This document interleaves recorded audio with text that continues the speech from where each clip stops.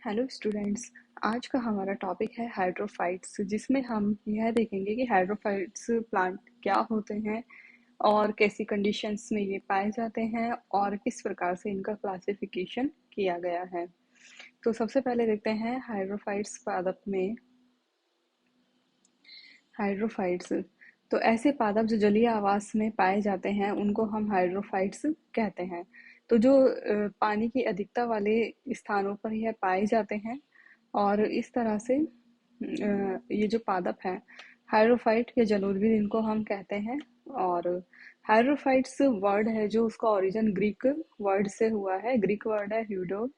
ह्यूडोर का मतलब होता है वाटर और फाइटोन का मतलब होता है प्लांट। तो इस प्रकार से ऐसे पादप जो पानी के अंदर पाए जाएंगे उनको क्या कहेंगे, हाइड्रोफाइट्स कहते हैं। अब यहाँ देखते हैं क्लासिफिकेशन ऑफ हाइड्रोफाइट्स। क्लासिफिकेशन इसका देखेंगे तो शिनेक एंड आर्बर इन्होंने हाइड्रोफाइट्स को दो भागों में विभाजित किया या दो भागों में बांटा है शिनेक ने प्लांट्स को। एक तो हो गया है रूटेड और दूसरा है non rooted. Rooted and non rooted मतलब रूटेड का मतलब हो गया ऐसे पादप जिनके जड़ें पानी के अंदर जो मिट्टी होगी उसमें धसी हुई मिलेंगी, और नॉन रूटेड कि इनकी जो जड़ें हैं इनमें जड़ नहीं पाई जाती। इसी तरह से जो हैज ने इन्होंने 1957 में हाइड्रोफाइट्स को तीन ग्रुप में डिवाइड किया। हाइड्रोफाइट्स को यहाँ पर इन्होंने कैसे बांटा, एक तो है यू हाइडेटोफाइट्स, दूसरा है हाइडेटो एरोफाइट्स और तीसरा है टिनेगोफाइट्स। तो इस तरह से इन्होंने हाइड्रोफाइट को तीन भागों में बांटा। यू हाइडेटोफाइट्स में ऐसे प्लांट इंक्लूड किए गए जिनका जो वेजिटेटिव पार्ट होता है वो सबमर्ज्ड पाया जाता है। वेजिटेटिव पार्ट यहाँ पर सबमर्ज्ड है और इनफ्लोरेसेंस इसमें एरियल पाया जाता है। मतलब कि जो पूरी प्लांट बॉडी होगी वो पानी के अंदर डूबा हुआ मिलेगा, लेकिन जो इनफ्लोरेसेंस है या उसका जो फ्लावर आएगा, जो पुष्पीय भाग होगा, रिप्रोडक्टिव स्ट्रक्चर होगी, वो उसके एरियल में होगी, मतलब पानी के बाहर मिलेगी। इसी तरह से एक है हाइडेटो एरोफाइट्स। इसमें क्या होता है, जो वेजिटेटिव पार्ट होता है वो सबमर्ज्ड और एरियल दोनों तरह से पाया जाता है। मतलब आधा तो पूरा जो प्लांट होगा आधा डूबा हुआ मिलेगा पानी के अंदर और आधा एरियल रीजन में मिलेगा, मतलब वायवीय भाग जो बाहर की तरफ मिलेगा। एक होता है टिनेगोफाइट। टिनेगोफाइट में क्या होता है, जो वेजिटेटिव पार्ट है उसका कुछ पार्ट पानी के अंदर होता है और ज्यादातर वो एरियल पाए जाते हैं, तो जैसे कि एम्फीबियंस। तो इस तरह से हेजने ने हाइड्रोफाइट्स को तीन ग्रुप में डिवाइड किया। You hydrophyte vegetative part completely submerged मिलेगा और इनफ्लोरेसेंस इसमें एरियल मिलता है। हाइड्रेटो एरोफाइट वेजिटेटिव पार्ट इसमें सबमर्ज्ड होता है और एरियल कुछ सबमर्ज्ड है और कुछ एरियल पाया जाएगा। और टिनेगोफाइट वेजिटेटिव पार्ट का कुछ भाग तो वाटर में है, बाकी पूरा एरियल मिलता है, जैसे कि एम्फीबियंस हो गए। अब यहाँ पे देखते हैं हाइड्रोफाइट्स को पांच भागों में डिफरेंशिएटेड किया गया है। पांच भाग कौन कौन से मतलब पांच भागों में किस प्रकार से बांटा है। एक तो है फ्री फ्लोटिंग हाइड्रोफाइट्स, दूसरा है rooted hydrophytes with floating leaves, तीसरा है सबमर्ज्ड फ्लोटिंग हाइड्रोफाइट्स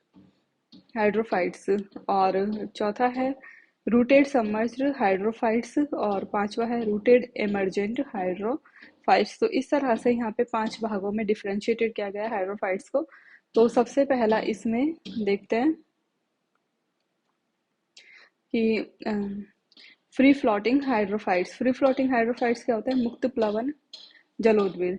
तो ये जो प्लांट होते हैं फ्री फ्लोटिंग होते हैं और वाटर एंड एयर के कांटेक्ट में नहीं होते, लेकिन सॉइल के कांटेक्ट, वाटर और एयर के कांटेक्ट में तो ये होंगे लेकिन सॉइल के कांटेक्ट में ये नहीं होते हैं।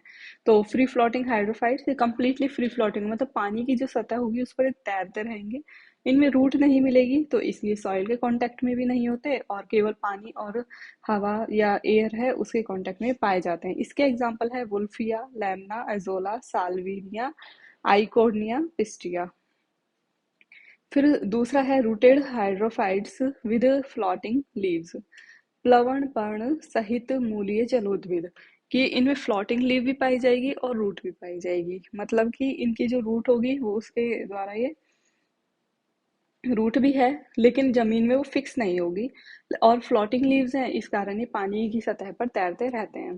तो अब इसमें देखते हैं कि क्या इसके कैरेक्टर्स होते हैं। प्लांट में रूट पाई जाती है लेकिन फ्री फ्लोटिंग होते हैं, रूट तो मिल रही है लेकिन फ्री फ्लोटिंग है उसके बाद भी, इसलिए इसका नाम है rooted hydrophytes with floating leaves. फिर दूसरा है लीफ पिटियोल, इसमें काफी बड़ा होता है जिससे प्लांट वाटर सरफेस पर तैरता है। तीसरा है इसमें लीफ के अलावा कंप्लीट प्लांट सबमर्ज्ड इसमें होता है। तो एग्जाम्पल है इसका ट्रापा, निलंबो, निम्फिया, मार्सिलिया, रैग्नोलिडियम। तो इस प्रकार के पादप कौन से हो गए कि रूट भी मिल रही है और फ्री फ्लोटिंग होते हैं और लीफ पिटियोल में बड़ा होता है जिसके कारण ये पानी पर आसानी से तैरते हैं। तो इसका एग्जाम्पल है मार्सिलिया। इसी तरह से तीसरा होता है submerged floating hydrophytes. Submerged floating hydrophytes मतलब निमग्न प्लावी जलोदबिद। हाइड्रोफाइट्स ये कंप्लीटली सबमर्ज्ड होते हैं, रूट इनमें सॉइल में फिक्स नहीं होती। एग्जाम्पल है इसका सिरेटोफिलम, यूट्रिकुलेरिया, और इनमें रूट एब्सेंट होती है। तो इनमें क्या हो गया, कंप्लीटली सबमर्ज्ड है लेकिन रूट सॉइल में फिक्स नहीं है, पानी के अंदर बिल्कुल डूबे हुए मिलेंगे। स्टेम इनका सॉफ्ट लॉन्ग स्मॉल लीफ पाई जाती है जैसे सिरेटोफिलम हो गया। इसके अलावा इसका एग्जांपल है नाइट्रिला, नाजास, यूट्रिकुलेरिया। फिर नेक्स्ट फोर्थ देखते हैं रूटेड सबमर्ज्ड हाइड्रोफाइट्स, मूलीय निमग्न जलोद्भिद। तो अब इसमें क्या होगा, ये कंप्लीटली सबमर्ज्ड होते हैं, रूट इनमें जमीन में जो पानी के अंदर जो मिट्टी होगी उसमें एम्बेडेड या धसी हुई होती है, उससे फिक्स रहता है। तो रूट जब मिट्टी में फिक्स होगी तो उसके कारण क्या होता है, सॉइल में फिक्स है प्लांट, और इसमें मॉडिफाइड स्टेम भी होता है, वो भी सॉइल में धसा हुआ पाया जाता है। इसका एग्जाम्पल है वेलिसनेरिया और पोटोमोजे टोन।